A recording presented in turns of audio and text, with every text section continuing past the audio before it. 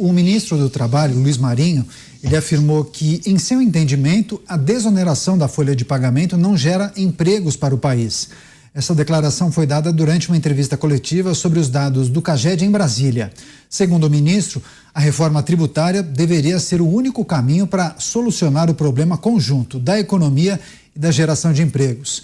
Para Marinho, vou abrir aspas, o que gera emprego não é salário menor deste ou daquele setor, nem é incentivo fiscal para este ou aquele setor que gera emprego, mas sim a economia demandando mais produção. Eu fecho aspas. Essas falas ocorrem ao mesmo tempo em que parlamentares e empresários articulam no Congresso a derrubada do veto do presidente Lula sobre a prorrogação até 2027 da desoneração da folha de pagamento. Vou começar essa rodada com o Roberto Mota. Mota, a gente tem tratado de muitas questões que envolvem as decisões desse governo. Agora, o ministro do Trabalho, que a gente semanalmente acaba analisando suas falas, decisões e propostas, dizendo que a desoneração da folha não gera emprego. Só que a gente também percebeu que muitos representantes de setores disseram e foram taxativos. Se você derrubar a medida da desoneração, haverá sim demissões, e não serão poucas. A gente está falando na casa de milhões. O que é possível dizer em relação a esse posicionamento de Luiz Marinho, ministro do Trabalho?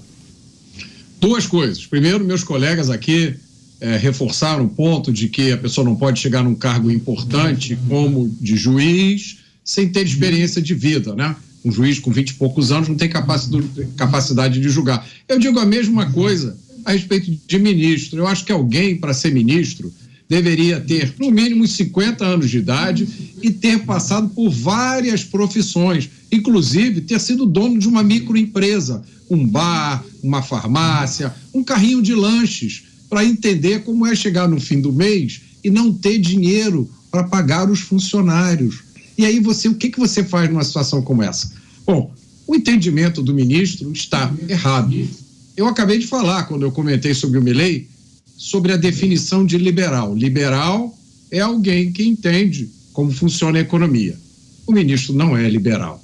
O ministro é ministro de um governo esquerdista. Zé Maria, palavras de Luiz Marinho, ministro do Trabalho. Desoneração da folha não gera emprego, só que ele está indo na contramão do que disseram empresários e representantes de setores importantes do país. É um sindicalista que vai contra o trabalhador, que é evidente, quando você incentiva a contratação, você melhora a qualidade do trabalho e tudo mais. Isso me parece aquela frase conhecida do Rogério Magri no governo Collor, dizendo que o plano era imexível. Ele está dizendo isso, que a proposta aí é imexível e que é desoneração. Eu tenho notícia para vocês, isso vai cair no Senado, na Câmara e Senado, né? Eu acho que nem vai passar para a Câmara, porque os vetos serão derrubados, já há uma união rara entre as frentes parlamentares. As frentes estão tomando posições importantes aqui de partidos políticos e elas se uniram contra o veto integral do presidente Lula nesse projeto que é bom, de prorrogação.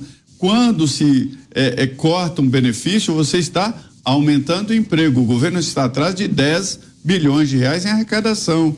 Isso significa a demissão de mais de 1 milhão e 200 mil funcionários. Mas vai cair o veto.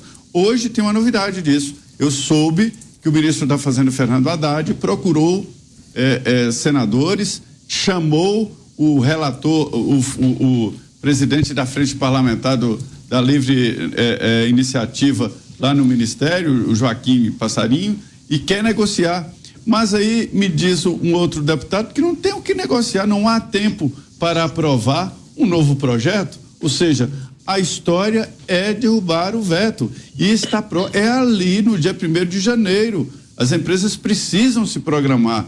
É uma diferença muito grande entre pagar ali 4% e pagar 20%. Quer dizer, como é que vive num país assim, onde até o passado é móvel, né? Beraldo, já reparou que a maior parte dos assuntos que a gente tem tratado em relação ao governo acabam sempre caindo em arrecadação, necessidade de arrecadar um pouco mais, inclusive esse tema, né?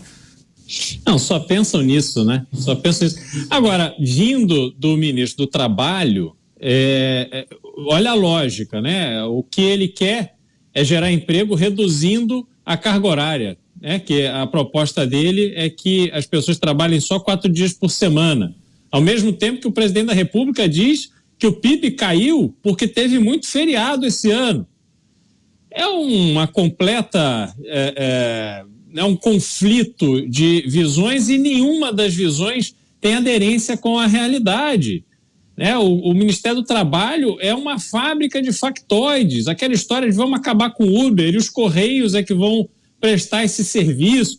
Então, assim, realmente não dá para entender como é que alguém que tem uma visão tão limitada sobre a realidade do trabalho, da dificuldade que é gerar um posto de trabalho num país em que as pessoas preferem não crescer o seu negócio a terem que contratar alguém. Os microempresários, os pequenos empresários veem no emprego, na geração de emprego formal, uma série de obrigações que simplesmente inviabilizam. É um risco que ninguém está afim de correr.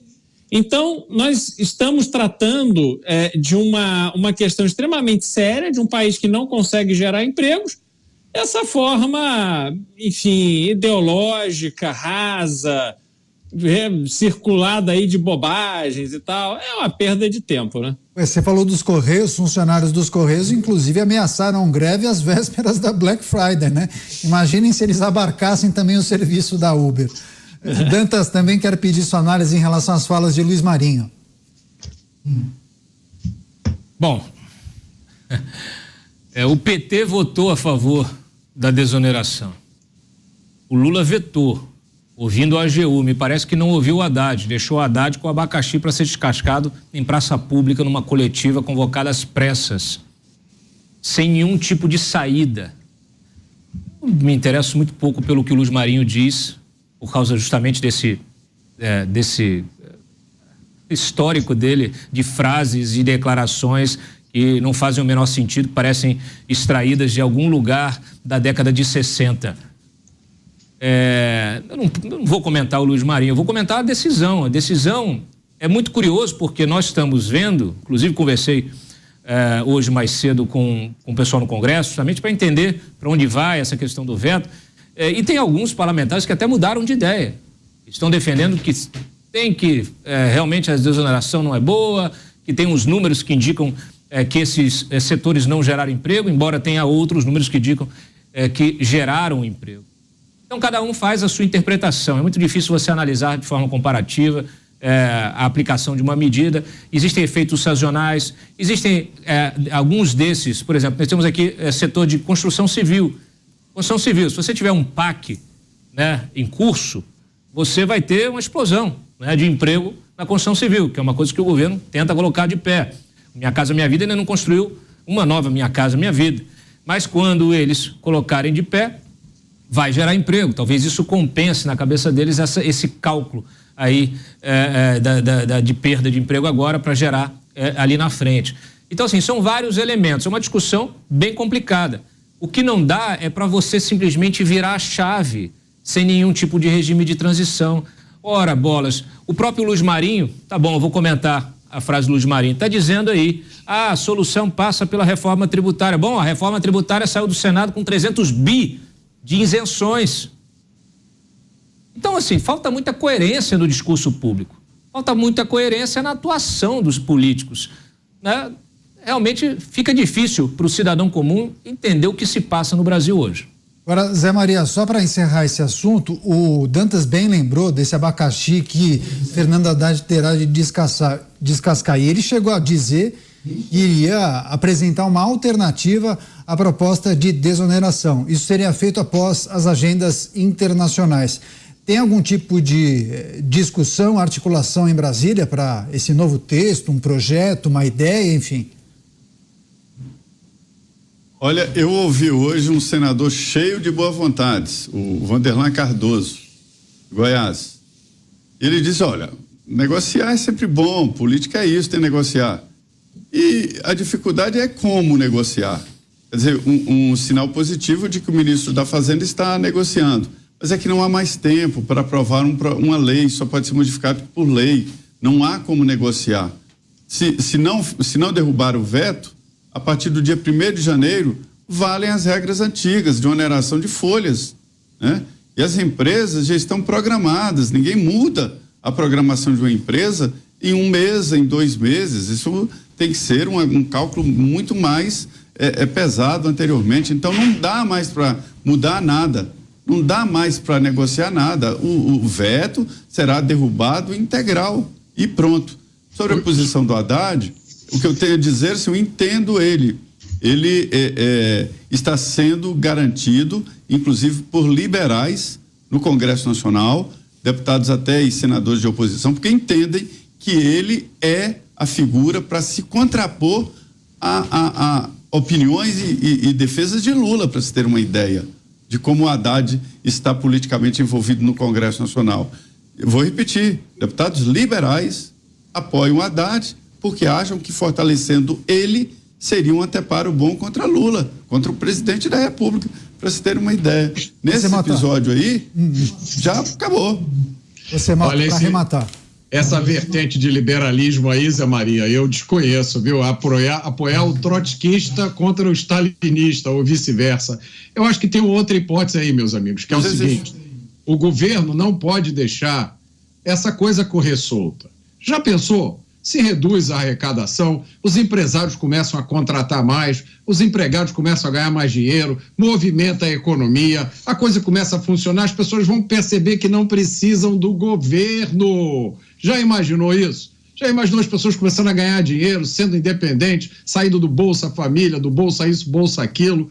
É isso, né? Isso não pode acontecer, porque se isso acontecer, acaba, né? O governo. Uma frase, Beraldo.